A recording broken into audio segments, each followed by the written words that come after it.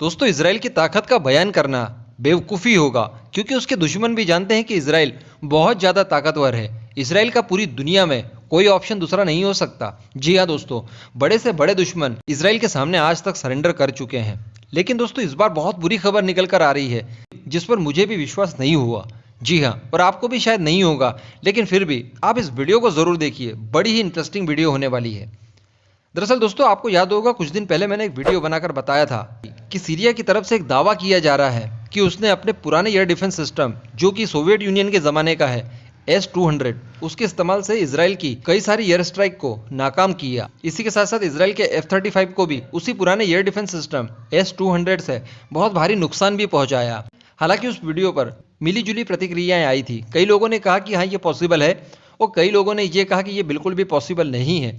लेकिन दोस्तों, हम लोग किसी भी हाल में, किसी भी सूरत में सीरिया को नज़रअंदाज नहीं कर सकते, क्योंकि सीरिया के पास इस समय रशिया की एयर डिफेंस सिस्टम मौजूद है। जी हाँ, असद सरकार को प्रोटेक्शन देने के लिए रशिया ने अपने कई सारे advance air defence system Syria के अंदर इंस्टॉल कर रखे हैं। अक्सर इसराइल की मिसाइलों का सामना इन एयर डिफेंस सिस्टम से होता रहता है।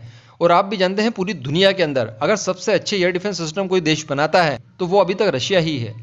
अब खबर निकल कर ये आ रही है कि दरअसल इसराइल सीरिया के मतांज शहर पर एयर स्ट्राइक करने के लिए निकलता है, और इसराइल के हिसाब से उसने बहुत भयानक एयर स्ट्राइक को अंजाम दिया भी, जिसमें ईरान समर्थित कई सारे आतंकवादी, इसी के साथ साथ सीरिया की सेना के कई सारे जवान मारे जाते हैं। जी हाँ, ये कोई छोटी मोटी खबर बिल्कुल भी नहीं है।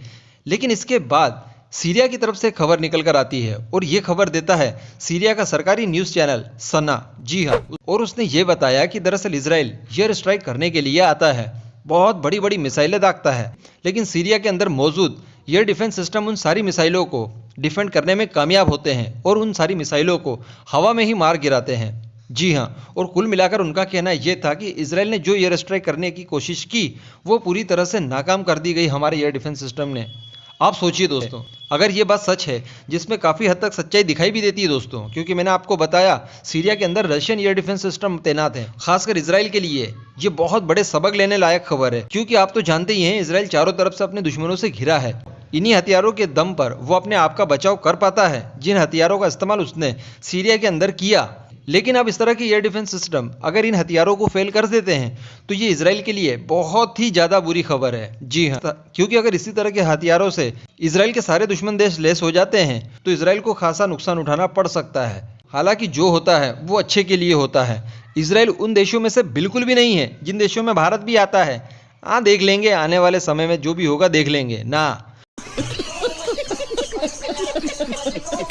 वो बिल्कुल अपनी हर गलती को सुधारने में सबसे ज़्यादा अग्रणी रहता है। यानी अगर इस बात में सच्चाई है कि सीरिया ने उसकी एयर स्ट्राइक को नाकाम कर दिया है, तो इससे इसराइल ज़रूर सबक लेगा, और जहाँ जहाँ भी गलतियाँ हुई है उन्हें सुधार कर वो दोबारा अपने आप को मजबूत राष्ट्र के तौर पर जरूर स्थापित करेगा। ये मेरा विश्वास है, एंड ऑफकोर्स आपका भी होगा। नीचे कमेंट कर दीजिएगा कि आपका विश्वास क्या है इसराइल के ऊपर। कमेंट ज़रूर करिएगा।